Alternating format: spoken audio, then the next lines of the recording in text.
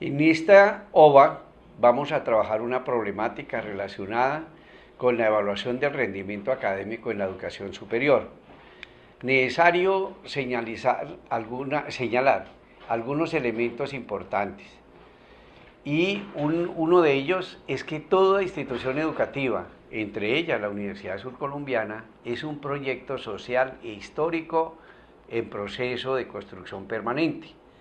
Implica ello que si bien tenemos una historia y esa historia se ha caracterizado por desarrollar una serie de procesos, su misma condición implica que hay que revisar esos procesos. Y en esa historia tenemos que señalar que nosotros no hemos evaluado, lo que hemos es medido y calificado, hemos entregado unas notas. Por eso vamos a mirar los diversos conceptos que se manejan en torno a la evaluación, porque es un concepto polisémico. Otro elemento importante es que de cara a esta problemática surgen una serie de dilemas, y en esos dilemas tenemos nosotros que asumir una postura clara y argumentada. Y necesariamente seguiremos discutiendo en torno a problemáticas derivadas de dicho campo de análisis. Primer elemento, ¿qué es formar? Insisto, formar no es instruir, formar no es transmitir.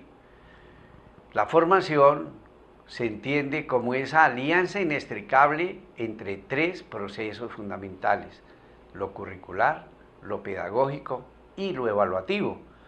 Por lo tanto, si la evaluación es un proceso estructurante, ¿cierto?, de la formación, no puede ni darse separada de lo curricular y lo pedagógico, ni considerarse que es una acción netamente instrumental.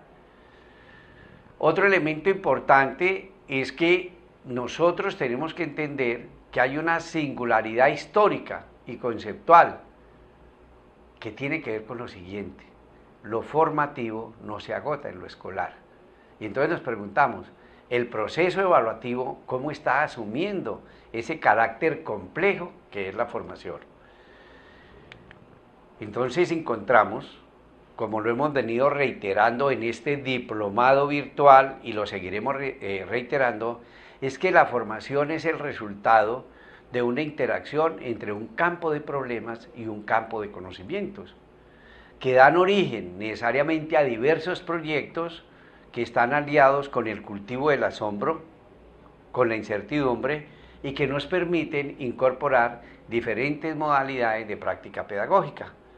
Entonces uno se preguntaría, ¿cómo estamos evaluando los diferentes desarrollos que se dan en escenarios formativos que no son solamente el salón de clase? Y hoy vemos con mucha preocupación que estamos evaluando lo que hacemos en el salón de clase, lo que dice el profesor, lo que plantea el libro, lo que se lee en la conferencia. ¿Y dónde está el sujeto de aprendizaje o el sujeto social? Sobre ello, miremos qué tensiones se mueven en el campo formativo. Lo hemos reiterado en varias ocasiones, valga la pena señalar que esta es una nueva oportunidad. Nosotros estamos instruyendo o formando. Resulta que cuando instruimos estamos desarrollando una acción meramente instrumental, operativa, algorítmica, primer paso, segundo paso, tercer paso. Cuando estamos formando nos preguntamos por la razón de ser del proceso formativo. Y eso implica hablar sobre el contexto, hablar sobre la singularidad, mirar para qué, por qué y desde qué perspectivas, ¿cierto?, se desarrolla el acto formativo. Primer dilema: o instruimos o estamos formando.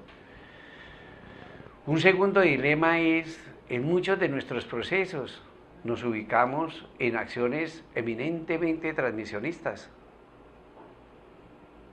Yo acojo una fuente, sea la que sea, y llego al salón de clase a transmitir. La pregunta que uno dice es, ¿cómo está prosperando dinámicas relacionadas con la indagación sistemática?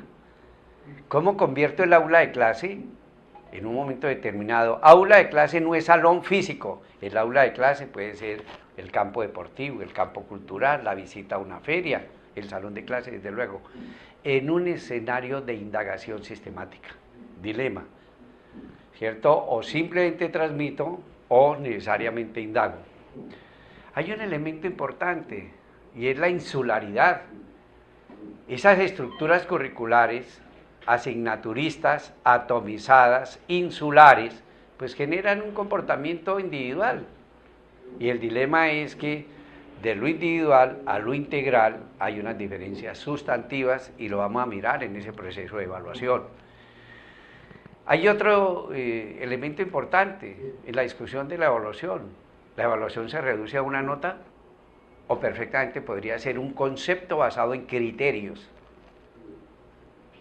Para nosotros, lo digo con sumo respeto y lo digo con un compromiso también, es que para nosotros es muy fácil utilizar una escala y decir que se promueve si el estudiante se ubica en un lugar de esa escala, ¿cierto? Y no se promueve si se ubica en otro lugar. Pero la pregunta es, ¿y cómo es que se ubica? Nosotros valoramos nuestro estudiante que entra en el primer semestre, que entra en febrero, no es el mismo que egresa en mayo o en junio. ¿Hemos valorado esos desarrollos? ¿O simplemente terminamos diciendo que en primer corte sacó esto, en el segundo corte sacó y en el tercero, y que se puede promover o no? Ese es un dilema muy interesante. Y hay un elemento importante, la evaluación se juega también en la forma como se organizan los conocimientos. Hoy los tenemos organizados en compartimentos, la asignatura A, la asignatura B, la asignatura C. La propuesta fundamental es por qué no trabajamos el núcleo temático y problemático que está definido en nuestro proyecto educativo universitario. Observen mis colegas, el proyecto educativo universitario se construyó a partir del ejercicio de la autonomía. Y si lo construimos para no desarrollarlo, valdría la pena preguntarnos qué tan inteligente es una decisión de esas. Cuando hablamos de evaluación, hablamos de un concepto polisémico que tiene que ver con la producción de un juicio de valor, la reflexión y análisis, ¿cierto?, sobre el proceso de enseñanza-aprendizaje. Es un modelo de investigación. También puede ser un aprendizaje y reflexión de los profesores. Es un dispositivo de medición y control. Es una instrumentación de la sanción. Es un ejercicio de poder, de autoridad, de exclusión. Es una oportunidad de formación. Es una incertidumbre pedagógica. Es una legitimación del saber del sujeto. Y es el resultado de un proceso de concertación. Entonces, que quede claro, mis queridos colegas, que cuando estamos hablando de evaluación tenemos que avanzar en una precisión conceptual de cómo asumimos la evaluación. Lo que sí quiero mostrarles y vamos a discutir en el foro es que evaluar no se reduce a medir, a calificar o a asignar una nota. Estamos entonces pendientes de su participación en el foro para poder avanzar conjuntamente en la construcción de una posición muy clara.